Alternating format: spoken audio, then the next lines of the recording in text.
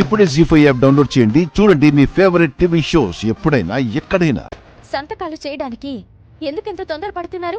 నువ్వు చేయడానికి ఇంకేం మిగిలిందని? బావా, నీ కళ్ళ ముందు ఇంత ఘోరం జరుగుతుంటే చూస్తూ ఎలా ఊరుకున్నావు బావా? మార్నింగ్ నుంచి నువ్వు కనిపించడం లేదు. ఇచ్చిన గడువు దాటిపోయింది. ఇక నన్నేం చేయమంటావు? నీ భార్య పట్టుదల గురించి నీకు బాగా తెలుసు. చివరి నిమిషంలోనైనా గెలుస్తుందనే నమ్మకం నీకుండాలి కదా. నా కొడుకు మా కళ్ళ ముందుకి రానిదే నీకు గెలుపెక్కడిది? ఏదో ఒకటి చెప్పి మరో 10 రోజులు కాలక్షేపం చేయడానికి కొత్త ప్లాన్స్ వేయకు. రాడు అని ఎలా అనుకున్నారు మావయ్య? నేను రంగంలోకి దిగినంత వరకే. వన్స్ దిగిన తర్వాత అంతిమ విజయం మాత్రం నాది.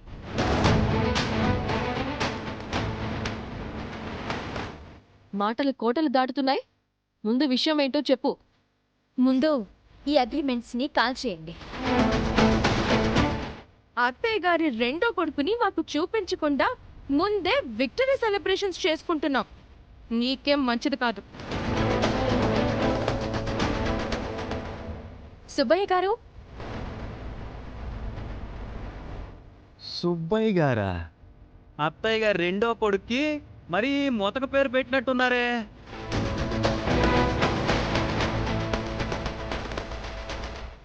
రండి. అత్తయ్య గారు రెండో కొడుకు ఇతనా? ఏదైనా వ్యాధి సోకి ఇలా అయిపోయాడా ఏంటి? నేను రుద్రవరం గవర్నమెంట్ హాస్పిటల్లో 30 సంవత్సరాల నుంచి అటెండర్గా పనిచేస్తున్న సుబ్బయ్యనండి.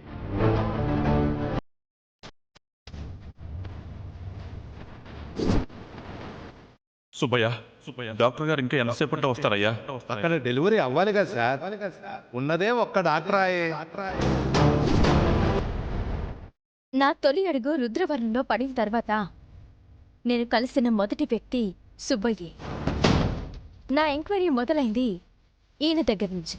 సార్ నన్ను గుర్తుపట్టారా సార్? గుర్తుపట్టాను. వేదవతి గారి కొడుకుని తీసుకొస్తానని చెప్పావు. 10 రోజులు గడిపావు. ఇప్పుడు తీరిగ్గా వచ్చి అటెండర్ని తెచ్చా, కంపౌండర్ని తెచ్చానని ఎవరెవరినో చూపిస్తున్నావేంటి? మనందరినీ ఏదో రకంగా డైవర్ట్ చేయాలని చూస్తుంది. అవని మా అన్నయ్య గురించి తెలుసుకోవడానికి మొదలుపెట్టిన ప్రయత్నం ఒక యజ్ఞం లాంటిది. కాస్త జ్ఞానంతో మాట్లాడండి, సహనంతో ఉండండి. థ్యాంక్స్ బాబా. ఇప్పుడు మీరు ఏం ప్రూవ్ చేయాలనుకుంటున్నారు?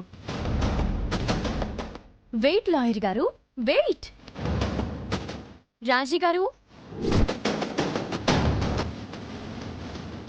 రాజీని నా మనుషులతో కిడ్నాప్ చేయించాను కదా, మరి అవని రాజీ అని పిలుస్తుందేంటి?